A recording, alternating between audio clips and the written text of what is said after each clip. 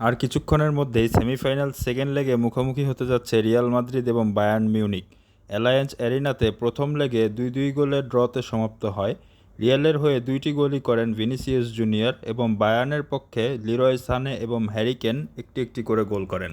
Champions লিগের ইতিহাসে Real Madrid এবং বায়ার্ন মিউনিখ উভয়ই অত্যন্ত ঐতিহ্যসম্পন্ন, যেখানে বায়ার্নের 6টি ইউরোপিয়ান টাইটেল এবং রিয়ালের 14টি ইউরোপিয়ান টাইটেল রয়েছে। ঘরের মাঠে বায়ার্ন মিউনিখ কোনোমতে ড্র করলেও বার্নাবিউতে তাদের রেকর্ড বেশ ভালো। 2014 সাল থেকে এখন অবধি 90 মিনিটের ভেতরে বার্নাবিউতে বায়ার্ন মিউনিখ কোনো ম্যাচ হারেনি। তবে বর্তমান সিজনটি তাদের জন্য খুবই বিভীষিকাময়। একটানা দীর্ঘ 11 বছর পর তারা লেভারকুজেনের কাছে এবার লিগ শিরোপা হারিয়েছে।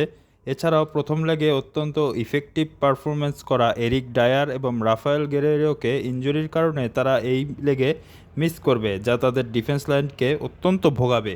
এছাড়া এই ম্যাচে আরেকটি রেকর্ড যেটি কিনা বায়ার্নের বিপক্ষে থাকবে, তা হলো 2023-এর ডিসেম্বরের 12 তারিখের পর থেকে বায়ার্ন মিউনিখ কোনো অ্যাওয়ে ম্যাচেই ক্লিনশিট ধরে রাখতে পারেনি। এবার রিয়াল মাদ্রিদ প্রসঙ্গে আসা যাক। ইতোমধ্যেই 4 ম্যাচ হাতে রেখে লিগ শিরোপা নিশ্চিত করে তারা অত্যন্ত ফুরফুরে মেজাজে রয়েছে।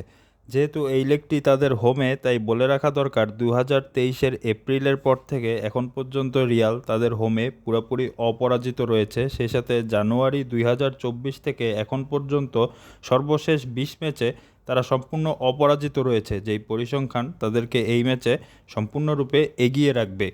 এছাড়া ব্যালন ডিওরের সর্বশেষ আপডেটেড লিস্টে সেরা 10-এ রয়েছে রিয়ালের 3 জন, যারা যথাক্রমে জুড বেলিংগাম, ভিনিসিয়াস জুনিয়র এবং টনি ক্রুস। নিঃসন্দেহে এই 3 জন এ ম্যাচে রিয়ালের আক্রমণের তুরুপের তাস হয়ে দেখা দিবেন।